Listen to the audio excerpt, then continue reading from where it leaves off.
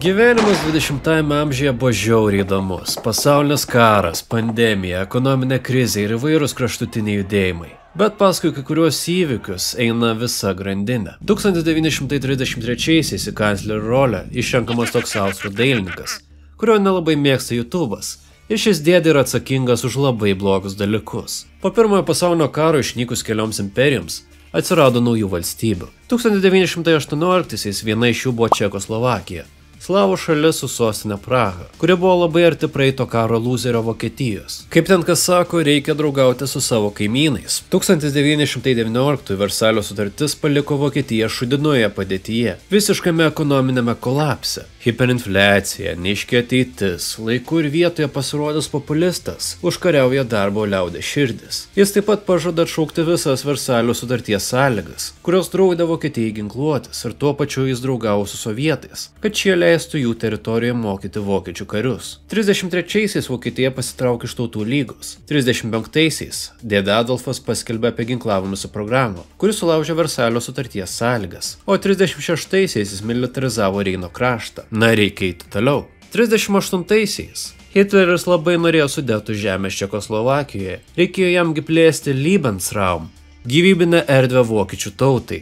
Ir kalbėjo žmogus apie tai, kad reikia ten gyvenančius vokiečius apginti nuo čekiškos agresijos. Jau 20 metų engiamus Sudetų žmonės reikia išvaduoti, tačiau Jungtinė karalystė ir Prancūzija buvo prieš. Grėsė karas. Kuo svarbus šis regionas be to, kad jame gyveno 3 milijonai vokiečių, tai dėl savo išteklių. 2/3 Čekoslovakijos anglies resursų, 70% visos šalies geležies ir taip pat ten buvo stambios gamyklos tokios kaip Škoda, kurios gamino ginklus ir amuniciją. Dėl didžiosios depresijos pasekmių nemaža dalis vietos vokiečių buvo bedarbiai ir reikalavo prisijungti arba prie Austrijos, arba prie Vokietijos. 38 kovo 12 dėdė prie Vokietijos prisijungė brolišką austrų tautą per Anšliusą. Nevykstant jokiam pasipriešinimui iš tarptautinės arenos, jis pagalvojo eiti toliau, tik į priekį. Todėl Sudetuose gyvenančius vokiečius jis apmokė ir įkūrė kelias tergrupes, kurios buvo apmokytos vokiečių kariuomenės ir iš ten pat gavo ekipuotės ir ginklų. Žinoma, tiesiog įsiveržti į Čekoslovakiją yra visiškai nelygis, kaip pažeidžiamos tarptautinės teisės ir kitos nesąmonės. Gi mes vokiečiai, ne barbarai jo. Todėl dėdė pradėjo šnekėti apie 20 metų, kaip yra prispausti po padu ir slavinami vietiniai vokiečiai, kad galimai jiems reikia padėti. O dėl pirmos dalies ir joje patirtų nuostolių tikrai niekas nenorėjo pratęsimų. Kam dėl Čekoslovakijos aukotis? Britų ministras pirmininkas Nevilis Čemberlinas norėjo išvengti karo ir stengėsi plėsti nuraminimo politiką,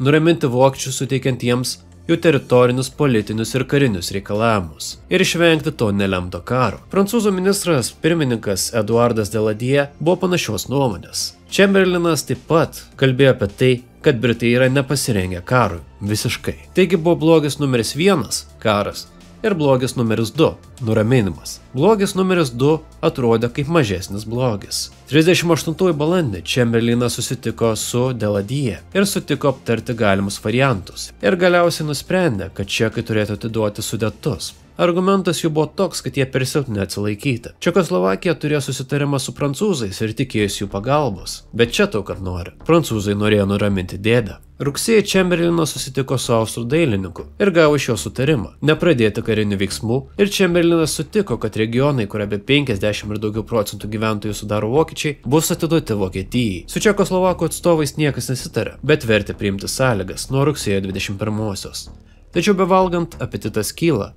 Ir dėdė Adolfas pareikalavo, kad visi čekai paliktų Sudetus iki rugsėjo 28-osios, tai yra po savaitės nuo šio susitarimo. Prancūzai ir Britai nebuvo patenkinti ir pradėjo mobilizuoti karius galimam karui. Tačiau bet kokią kainą, norėdamas jo išvengti, Čemberlinas organizavo ekstra konferenciją Miunchene, kurioje dalyvavo britų, prancūzų, vokiečių ir italų atstovai. Miunchenas buvo labai svarbus miestas režimui, nes jame prasidėjo nacionalsocializmo judėjimas. Todėl šis miestas buvo pavadintas judėjimo sostinė. Kaip tik už jo buvo įkurta pirmoji stovykla Dachau. 38 rugsėjo 28 dėdė Adolfas, Musolinis, Čemberlinas ir Daladier susitinka Miunchene. Jie susitarė dėl Čekoslovakijos padalinimo. Prezidento Edvardo Benešo vadovaujama Čekoslovakijos vyriausybė derybose nedalyvavo. Jos diplomatai nebuvo pakviesti prie derybų stalo. Nepaisant Čekoslovakijos vyriausybės protestų, sprendimas atiduoti Sudetų kraštą buvo priimtas be jų sutikimo. Ir kaip sako čekai, onas abeznas, apie mus, bet be mūsų. 38 rugsėjo 30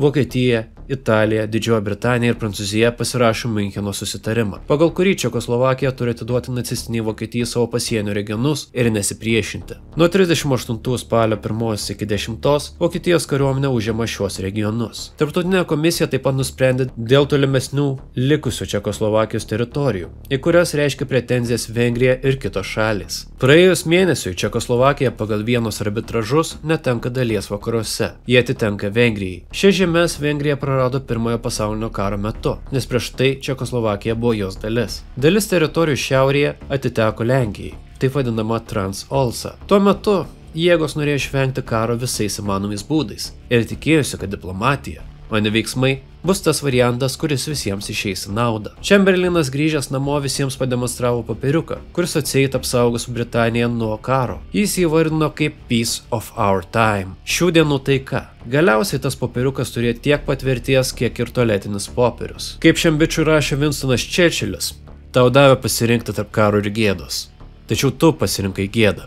Ir dabar turėsi karą. 1939 kovo 14 Slovakai paskelbė nepriklausomybę. Bet tai dar nebuvo pabaiga, nes rytinė šalies dalis irgi pradėjo atsiskyrimą, pasivadindama Karpato Ukraina. Norėdamas išvengti visiško šalies sunaikinimo, Čekoslovakijos ministras pirmininkas paprašė dėdės Adolfo pagalbos. Ir jis priėmė šalį į Bohemijos ir Moravijos protektoratą. Sekančią dieną vokiečiai turėjo Čekoslovakiją savo rankose. 39 kovo 20 dėdė Adolfas davė ultimatumą Lietuvai atiduoti Klaipėdos kraštą, nes kitu atveju Wehrmachto pajėgos įsiverš į Lietuvą ir nesustos iki pat Latvijos sienos. Šis ultimatumas pateiktas praėjus 5 dienoms po Čekoslovakijos okupacijos. Kadangi tuo metu Lietuva draugų neturėjo ir supras žmogau, kad svarbiausia taika, ne karas, kovo 22 teko priimti ultimatumą ir atsisakyti Klaipėdos krašto. Į uostą atplaukė pats dėdė, pasirodė trumpai balkoną ir judėjo toliau. 1939 rugsėjo 1 naciai užpuolė Lenkiją, tai pradedami Antrąjį pasaulinį karą. Rugsėjo 17 prie jų prisidėjo Sovietų sąjunga.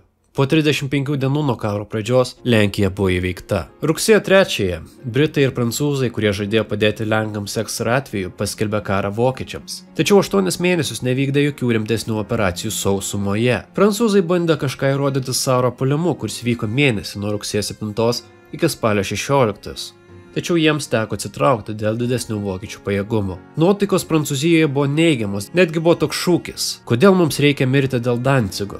40 gegužės 10 Vokietija įsiveržusi Prancūziją ir tą patį mėnesį Winstonui Churchilliui tapus Didžiosios Britanijos ministru pirmininku, gegužės 26 pradėjus masinę Dunkirko evakuaciją, baigėsi netikras karas ir prasidėjo tikrasis. Kas įdomiausia, kad į Paryžių vokiečiai atvažiavo su konfiskuotais čekų tankais, kurie bent jau karo pradžioje buvo geri. Šis susitarimais mainais už Čekoslovakijos egzistavimą žadėjo išvengti karo, tačiau tik padidino Hitlerio apetitą.